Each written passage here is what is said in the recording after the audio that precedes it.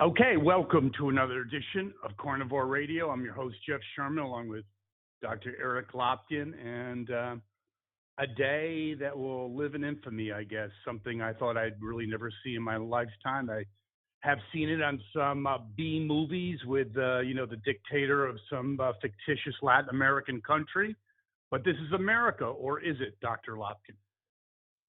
Well, I mean, we've very clearly crossed the line. We're living in a banana republic now. The Yes. Democrats have seized power and they are using the DOJ to eliminate their political adversaries. Yes, but it doesn't start with Biden. If you look at the FBI it's obviously a far cry from the Hoover days or when I grew up and watched it on TV, the FBI, an old show I'm sure you never saw, but held in among the highest regard from the American population. They knew, I mean, this is really important to me and probably for our listeners. They knew the Steele dossier was bullshit. They knew Russian collusion was bullshit, but they still kept up that narrative. I mean, that is scary. It is. And yeah, you're right. It predates Biden. This all Yeah. goes back to the Obama administration because Obama was very effective at weaponizing the US government against his political enemies. He did it with the IRS, he did it with the FBI. And what's Correct. It did start with Obama, and I'll just interject something really quick. He is the best dictator ever on this planet. I mean, he's charming, self-effacing, can yuck it up with rock stars like Springsteen, but behind the scenes, he's a cold-hearted son of a bitch. He looked Trump in the eye and said, "Yeah, I'm here to help you." Meanwhile, he's spying on him. exactly? I mean, let's take a step back and go over what actually happened this week, what we know so far. Because there's a lot of stories out there and most of them are missing information. So, Eric Trump actually put out a statement describing what happened at Mar-a-Lago. The FBI agents showed up with a warrant. Okay, now, first of all, I've spoken to some lawyers. There was no reason for a search warrant if they're looking for documents. This could have been done through a subpoena. So immediately you see the FBI entering when there was no need to. Now, let's keep something else in mind. Forget Donald Trump for a minute. This is Eric Trump's house. Eric Trump lost his mother 2 weeks ago. He's still in mourning. And the FBI came in like government jackboots into his home. Now, why would the FBI go for a search warrant? Well, the biggest reason is if they were concerned that Donald Trump was going to destroy evidence. This doesn't hold water because Donald Trump was in New York, not Florida. Plus, he had all the time in the world to destroy any document he wanted. Right. On top of all of this, Trump and his lawyers had been in negotiations with the Justice Department. They were cooperating. The National Archives actually wrote a statement saying that Trump was cooperating. So why, my friend, why? That's Well, the question. but there's more to it because this wasn't a standard search and seizure. In a standard search and seizure, the person being searched or the property owner of the property being searched is given a copy of the warrant. According to the Trumps, they were not allowed to hold on to their copy of the warrant until they got a copy today, 2 days after the search. Trump's attorneys were thrown off the property. This is highly irregular and probably illegal. They were also told to turn off the CCTV security system because the FBI didn't want any record of what they were doing. Now, as I Is that understand, legal? I don't think it is. According to that has nothing to do with you. You have a right. It's your house. Yes. According to the folks that work at Mar-a-Lago, they were told to turn off the CCTV system. Apparently, they refused. So everything the FBI did, if it's true that they refused to turn it off, is recorded somewhere. That's good. Now, you mentioned already the Steele dossier. The FBI knew the Steele dossier was fake. They 100% with Yes. with Russian collusion too. They Right. knew that was also bullshit. They knew it 100%. They knew the Hunter Biden laptop was true. And yet they Yes. said, well, that's Russian disinformation. So the big concern here, forget the fact that there's very obviously a class of person being treated differently from everybody else, in this case, Republicans. What is to stop the FBI from planting evidence? There's no inventory of what they took. They could put anything in there and then claim they found it. That's true. And wait a second. If we didn't have the backdrop of Russian collusion and the Steele dossier, I'd say, yeah, come on, it's a little bit of I don't think it would shock me at all. And I think you're 100% correct. Because we now have a long history of the FBI using phony evidence. We know they lied to get the FISA warrant to spy on him during the campaign. So we have a history of them fraudulently using, their imaginations essentially to create fictitious evidence to go after him. So unfortunately, it's not even a leap. No, it is not. No, it is not. And I think it's also not a leap to the liar in chief saying that he had no knowledge of this is beyond, makes no logical sense. He would have to have been given the okay. Well, there is a rumor, and I strenuously emphasize it is a rumor because I have not been able to verify this with my sources.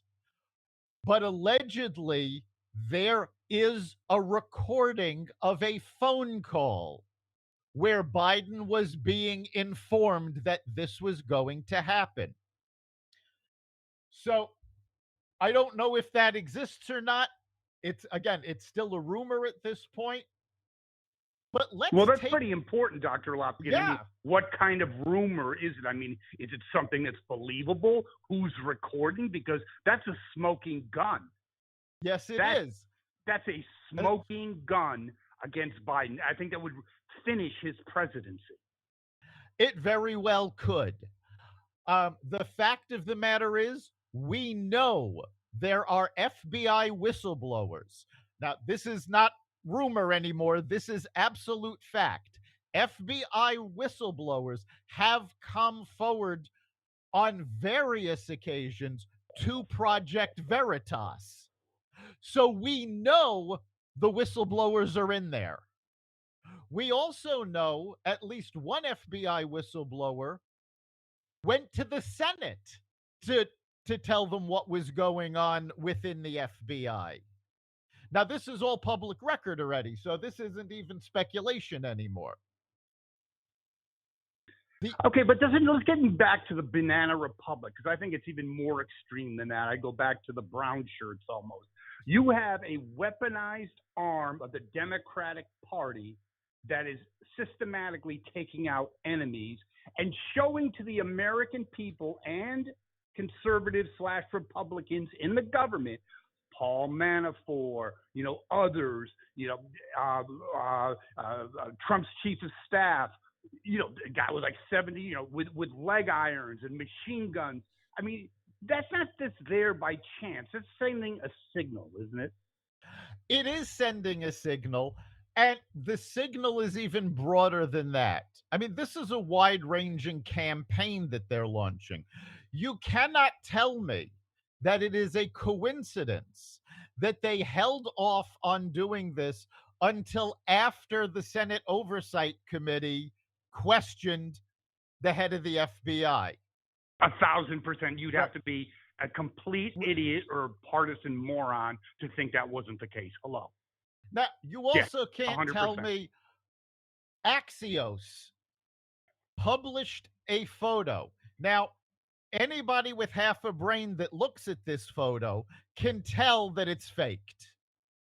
But Axios published a photo, and it was picked up by, of course, CNN, claiming to show handwritten notes that Donald Trump was trying to flush down the toilet. Okay, now, first of all, who's going to take a picture if you're trying to destroy evidence? Yeah, who's taking the picture? Right. Second of all, it makes no sense. Second of all, these are large chunks of paper in this photo with clearly written handwriting on it. Again, if you're trying to destroy evidence, you pop it into a cross-cut shredder so nobody can read it, and you don't exactly. flush. And you don't Shredders flush have been invented paper. like 50 years ago. It's not 1950. Yes, I agree. Right, and you don't flush paper, you burn it. I mean, exactly. There you go. Thank you. Yes. This was so obviously a faked photo leaked to Axios because, let's face it, I mean, other than CNN and MSNBC, I mean, and quite frankly, I think even CNN and MSNBC might have questioned it if Axios hadn't published it first. It was so obviously fake, and they're going, oh, look, he's trying to destroy evidence. Again, he was in New York. When is this allegedly supposed to have taken place that they're raiding Mar-a-Lago? Agreed. Okay, so let's look at, by the way, they said that this was all positioned or spun on someone they flipped within the previous administration. Have you heard that, Dr. Lopkin? I hadn't heard that. Yeah, it just came on the news that there was an insider that they flipped that gave information on what he or she thought was potentially at Mar-a-Lago. All right, but according to what little they've said about the warrant was for documents that Trump took out of the White House. Mm-hmm. Okay, now, there is something called the Presidential Records Act that requires these documents be preserved for history. Trump has already turned over 15 boxes of documents that may or may not have met those criteria.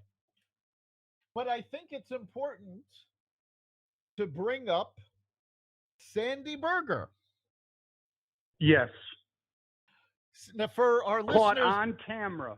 Right. For our listeners who are not familiar with Sandy Berger was a Clinton staffer who was caught trying to remove documents from the White House, not carrying a box out. He literally put these under his shirt, in his pants, in his socks, trying to remove them. The documents he was trying to remove were related to Osama bin Laden because the 9/11 Commission wanted to see what the Clinton administration had known about bin Laden prior to leaving office. This was a blatant violation of the Presidential Records Act, not to mention, possibly breaking several other laws. Not only did nobody raid his house, he was charged with a misdemeanor. It's something of vital national security. Yes. Obviously. This is vital national security information, and he was charged with a misdemeanor. Meanwhile, there's no evidence that there's anything of national security in the Trump compound. There's nothing in the warrant, allegedly, suggesting that there is. And yet, they decided they needed to raid the facility. Got to ask you another question, Dr. Lopkin. Just kind of, you wouldn't have more information than I would on this, but if you're Donald Trump and let's say you had a smoking gun document, why wouldn't you just get rid of it? Why would you hang on to it? I mean, it's like really stupid. You almost deserve to be arrested. I mean, you have this smoking document that says, I arranged everything, I was wanted a coup attempt, and you bring it with you? Hello, McFly. Is anyone home? Yeah, he's been out of office for a year and a half. You think he wouldn't have gotten rid of? Yeah, you think he wouldn't have gotten rid of evidence, which again goes to the possibility: are they trying to plant evidence? Now, there's been a lot of speculation that they're using this Presidential Records Act to see if they can find any evidence tying him of criminal activity tied to January 6th. Here's the thing, though. We know they have no evidence tying Donald Trump to any criminal activity on January 6th. How do we know this? Well, we know this thanks to Liz Cheney. Not too long ago, Liz Cheney went on television and made the statement, if the Justice Department can find evidence linking Donald Trump to criminal activity, they should prosecute him. Okay? Now, that sounds like a fairly obvious statement. If you've got evidence of criminal activity, you prosecute. Yeah. But you have to think about this. This is Liz Cheney saying this. Liz Cheney has been a prominent member of the January 6th committee. The whole purpose of this committee was to find evidence of criminal activity and turn it over to the Justice Department. The fact that she is saying, if the Justice Department can find it, means the January 6th committee didn't find anything. I would agree with that, but then doesn't it beg the question that maybe is this a Hail Mary to salvage January 6th with all its intended consequences? They thought this would be the knockout blow for Trump. Nothing comes up. It's a nothing burger, to quote Hillary Clinton, and life goes on. So is this a Hail Mary? Probably. This it's been speculated by folks on both the left and the right that yes, the whole point of this raid was to try to find evidence tying him to criminal activity on January 6th. Now, here's the thing, and I'm taking this from Judge Jeanine Pirro. She appeared on Fox on the 5 yesterday, and she explained this process. As a prosecutor, you can go after a warrant saying, we know for a fact that this person has been selling drugs. So you get the warrant to go after those drugs. Now, when you actually go into the property and conduct the search, if you find AK-47s, that's a separate crime. You weren't looking for it, but you can now bring charges on it. That's probably what the FBI was trying to do. They were using the idea that he had documents he wasn't supposed to have. use It gave that them to get a warrant. access. Right. That gave them the access, and they are now trying. And you know what? I'm not even going to stop at January 6th. Given the scope of activities that the FBI has taken, from going back to the text messages during the Trump campaign saying they had a plan in place to keep him out of office, to the phony FISA warrant, I don't think they cared if it was January 6th. They want to nail him on anything they can. Agreed. But let's get back to the Banana Republic, because I think that makes it almost more too humorous. I really believe you're looking at a fascist ideology that has creeped in to the Democratic Party, starting with Obama, and essentially that's what it's almost like like you said, a Banana Republic with the thug KGB or brown shirts as the enforcer and the eliminator of opposition. Is that a stretch? No, unfortunately, it isn't at this point. I mean, take a So look. do we really have a democracy in America?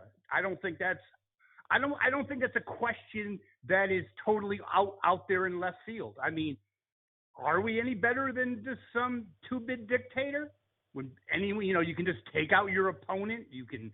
I mean, this is a president, ex-president. This is unparalleled.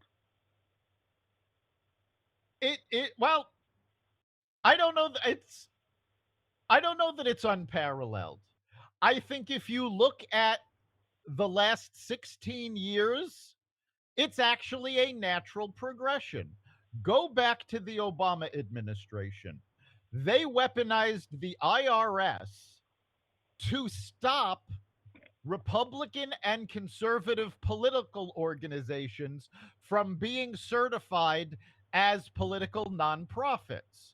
Okay? Mm-hmm. These were organizations that wanted to do things like teach what the Constitution said. And I'm not making that up. That actually was used as an example by Jon Stewart back when he hosted The Daily Show and he was lambasting Obama for doing this. So you start with stopping the grassroots movement and people expressing their opinion. Fast forward to this week, you have the Democrats have now pushed through a bill, or are about to push through, giving the IRS 87,000 more agents to go after people. What do you think these 87,000 people are going to be doing? They keep saying they're going to be auditing the 1%. There's only about 10,000 people in the 1%. Okay, well, I need to say something here, because you're 100% correct, and that's one of the problems I have with the fascist Democratic Party. They really think we are so stupid that you need 87,000 agents for the time, and they're not going to touch any middle class person or business owner. That's really, I'd like to smoke some of that, because that's some good stuff. Yeah, and that's about as good as saying the bill that just got put through the Senate is the Inflation Reduction Act. Well, yeah, it's the same act, and I have taken a page from Bernie Sanders, of all people, and I have used his name for this, which is the so-called Inflation Reduction Act. Because even he knows it's not going to do anything for inflation.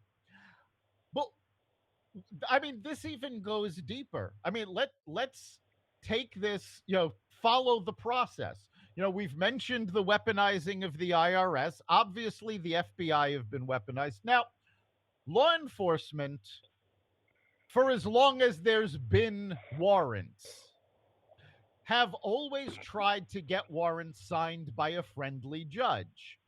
If somebody believes as you believe, if they understand the situation, they're going to go easier on you. They're going to take your word for the affidavit, and they'll sign the warrant. So the FBI sought out a friendly judge. Well, this particular friendly judge was has major ties to the Obama campaigns, was an Obama donor. But more frighteningly, when he was in private practice, defended cohorts of Jeffrey Epstein on charges of sex trafficking. So you're going to a judge that has ties to Obama, ties to Jeffrey Epstein, and if he has ties to Jeffrey Epstein, he's got ties to the Clintons. Isn't it funny how the Clintons always find themselves in some underhanded situation? Epstein, Steele dossier. It's essentially a criminal organization. And let's not forget, what Trump is being accused of with this warrant and this raid is that he took classified documents from the White House. Does this sound familiar to anybody? Hillary Clinton took classified information on her private server. They destroyed evidence. They destroyed the BlackBerries. Cell phones, yes. Was there any FBI raid? No, of course not. The IRS had documents subpoenaed by Congress, which they destroyed after the subpoena. Was anybody prosecuted for this? Did the FBI show up at anybody's home? No. There is very obviously a double standard that the FBI will go after Republicans, they will go after conservatives, but if you're a liberal, if you're a Democrat, oh, it's okay. Boys will be boys. Boys will be boys. I agree with that. But let's get back to the 87,000 IRS agents. The IRS, and I have no faith. Listen, the FBI's weaponized. You can break a person. You can break an organization through finances. So that 87, to be so naive to think that 87,000 are going to be having milk and cookies at the IRS office monitoring Bill Gates, you'd have to be an idiot.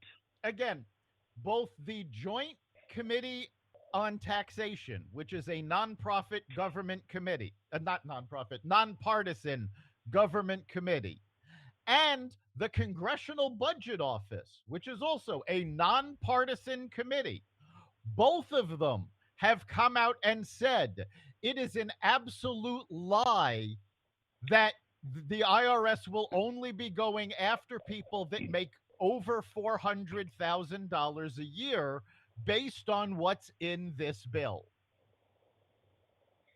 Oh, yeah, of course. And I think Americans have to be scared because they can say, oh, it's, again, that's a real possibility. We'll see how that plays out. I'm sure it's going to start. They'll start small and expand, throughout the country and weaponize her and going after. If you're conservative, I would worry. If you get audited, Dr. Lopkin, I wouldn't be surprised. I mean, this is what's going to happen. And, you talk about this whole, banana republics. We have a two-tiered justice system. For those that are in the swamp, free pass. Outside the swamp, you are screwed. That is, by definition, a banana republic, isn't it? It is. But now, let's take a minute, though, and take a look at the possible repercussions of what happened. Because this is the definition of the law of unintended consequences. There have been people already saying, if Donald Trump was on the cusp, maybe he wasn't sure if he was going to throw his hat into the ring in 2024. Nobody has any doubt he's running now. And there have been people on both sides of the aisle saying, congratulations to the FBI. You just handed Donald Trump the White House in 2024. Okay, you need to wait. Hold on. Let's go through that. Okay, I agree and disagree with you, and let me just preface that. What if they do find something That's a question. If they don't, I agree. If they don't, the unintended, be careful for unintended consequences, as a good friend of mine once said. This has monumental repercussions. I think the Biden administration finished, Trump White House, huge implications for the FBI being basically put through the mill when the Republicans take over. However, on the flip side, if there is something there, does that rule out? Does that beat dirty Trump up enough that he's so weakened that even if he gets the Republican nomination, he's toast even to a senile 90-year-old? At this point, what it actually depends on is what is found. And yes, all of these people who are saying you just handed Donald Trump the White House, they're all under the assumption that there's nothing there. And that includes the folks on the left. If they have evidence. Now, first of all, the evidence is going to have to be ironclad, because anything and substantial. It can't just be some bullshit. No. It's got to be substantial. It's got to be ironclad. If they cannot prosecute Donald Trump and have a jury find him guilty, there is a large percentage of the population that is simply going to assume the evidence is manufactured. If they can prosecute and find him guilty, it doesn't matter if people believe it's manufactured. Once he's found guilty, he is ineligible to run for office. And Isn't that the goal? I think that's the real goal. They want to prosecute him, have a jury find him guilty so he cannot run. Agreed. I don't know that. I mean, they're going to have to find him, classified information that's national security, that there's evidence he was selling to a foreign power. If he gets caught with that, he deserves it because he's really friggin' stupid.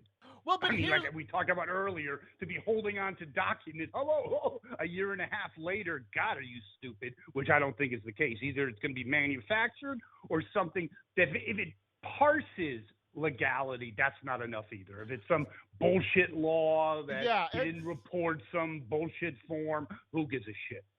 See, but no one does. Here's the other thing. You raided a house for that? Yeah, here's the other thing, and a number of folks have already talked about this. If they find classified information, okay, there's a big difference between finding classified information in Hillary Clinton's hands and finding it in Donald Trump's hands. Donald Trump was the president. Part of his job is declassifying documents. Yeah, I mean, how does the president not have classified documents? He's got the highest clearance in the nation, obviously. He can literally say under oath, no, that is not classified. I declassified that before I left office. It's very interesting. There has been, I guess, kind of to somewhat wrap this up, I think that I believe right now that the reaction, even from the left or left-leaning outlets and pundits, is not what the FBI or the people that orchestrated this did envision. I think people are thinking this is a step too far, and if, like we just talked about, if there's no there, I truly believe it is the end of the Biden administration, and it is 4 years of Donald Trump. He's now a martyr. He's now lionized as someone that's been screwed over for 6 years. I think it blows away all those, especially the first impeachment fiasco. I think it strengthens him if there's no there. And the other thing I'll say about that is, in terms of Biden, he's always been obviously not the sharpest knife in the drawer. That's even when he was sane. But now, he's always been a pathological liar. He said he knew nothing about this. Even left-wing pundits said that's impossible, that he was not tipped off. Yeah, I'm sure that. And why did he take a week vacation right on the precipice? Right after, yes. Oh, it was just chance. And it wasn't, and it was kind of planned. So you don't think he's getting out of Dodge? Exactly. He's not, the White House isn't going to answer any questions about this. There has been wide speculation over the last 2 days that the FBI raid, regardless of whether or not they find anything, has solidified the red wave that is going to hit in November. Because remember, Trump's not on the ballot. So they can't say, oh, well, Trump, people are looking at this going, no, you've just mobilized his base. You've motivated them. They are going to come out in force in November. There are a number of Democrats that are in very tight battles in the Senate who are now going, shit, I just lost my race. Do you believe that to be true? You think it could even turn around a race like in Pennsylvania with Dr. Oz, who's done jack shit? I don't know that it's going to be able to turn around Dr. Oz. Dr. Oz is down by at least 10 points. He's a political neophyte, and you take a look at his TV show, he was an abject moron in the stuff he was talking about. So that one race, I don't think anything's going to save Dr. Oz. That when you put up a candidate that bad, you don't deserve to be saved. But by the way, he hasn't even campaigned. You know that? I was at the Jersey Shore, pretty much a suburb of Philadelphia, and a friend of mine was saying that Trump's really pissed at him because he's been in Florida half the time sunning himself. Yeah, I mean, I don't think anything's going to save Dr. Oz, and I don't think anything should. He's not qualified for office. I don't care what party he's in. He needs to be kept out of office. And I don't care if Trump likes him. That was a mistake. Yeah, this is not somebody who should be in office. But I think it has solidified the red wave. The House, there's no question the Republicans are going to take. The Senate, I think this may just give them the go-ahead to take it. Pick up the 2 seats they need. Right. I know they only need 1. But, if it was a 50-50 proposition, I believe you're correct. It's tipped the scale. Right now, I give it – it was 55% Democrats gaining or at least holding. I think that's flipped because of this. Yes. Assuming there's no real there. And both House members and Senate members have expressed this, but Lindsey Graham said it best. He put Garland on notice. He said, you better have all of your ducks in a row. You better save all of your paperwork because come January, this is going to be investigated.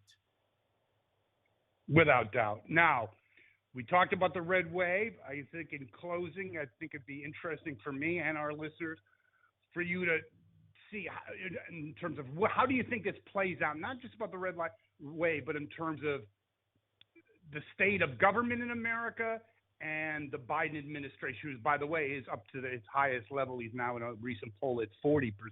So how do you think this affects Biden, assuming that there's no there? Is it the end of his presidency? And what happens to the American sentiment about once highly esteemed organizations like the FBI?